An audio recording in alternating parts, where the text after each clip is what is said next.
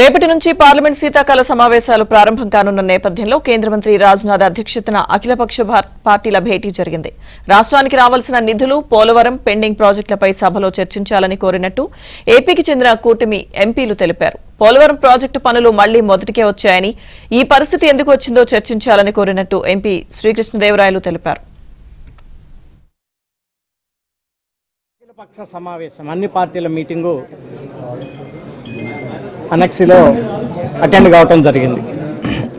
ప్రధానంగా ఆంధ్రప్రదేశ్ నుంచి జనసేన పార్టీ తరఫున మనకి ఏదైతే ఏపీ రీఆర్గనైజేషన్స్ యాక్ట్లో పొందుపరిచినటువంటి అంశాలు ఇంకా ఫుల్ఫిల్ చేయలేదో వాటినన్నింటిని కూడా ఫుల్ఫిల్ చేయమని చెప్పేసి రిక్వెస్ట్ చేయడం జరిగింది. ప్రధానంగా ఏపీ రీఆర్గనైజేషన్స్ యాక్ట్లో ఉన్నటువంటి ఒక ఆయిల్ రిఫైనరీని ఆంధ్రప్రదేశ్కి ఇవ్వాలి, అది త్వరగా ఆంధ్రప్రదేశ్కి ఇవ్వమని చెప్పేసి కోరటం జరిగింది. అదే రకంగా కడపలో ఒక స్టీల్ ప్లాంట్కి ఏదైతే ప్రామిస్ చేశారో అది కూడా కంప్లీట్ చేయమని చెప్పేసి అడగటం జరిగింది. మనకి ఆంధ్రప్రదేశ్కి ప్రధానంగా కావాల్సింది, కంప్లీట్ చేయాల్సింది పోలవరం ప్రాజెక్ట్. పోలవరం ప్రాజెక్టుకి మొత్తం కేంద్ర ప్రభుత్వమే డబ్బులు కేటాయించాల్సినటువంటి అవసరం ఉంది.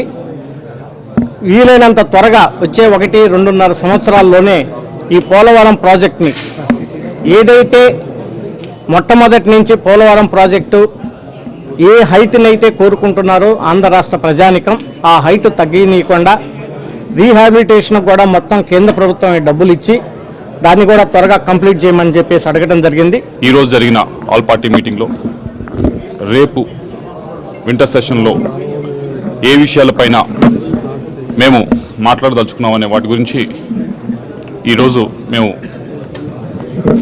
కమిటీ ముందు పెట్టడం జరిగింది. ముఖ్యమైనది ఏపీ రీఆర్గనైజేషన్ యాక్ట్ సంబంధించి కొన్ని ఇప్పటికి నెరవేరిని, కొన్ని ఇంకా జరుగుతూ ఉన్నాయి, మరికొన్ని తీసుకొని ముందుకు వెళ్ళవలసిన అవసరం ఉంది.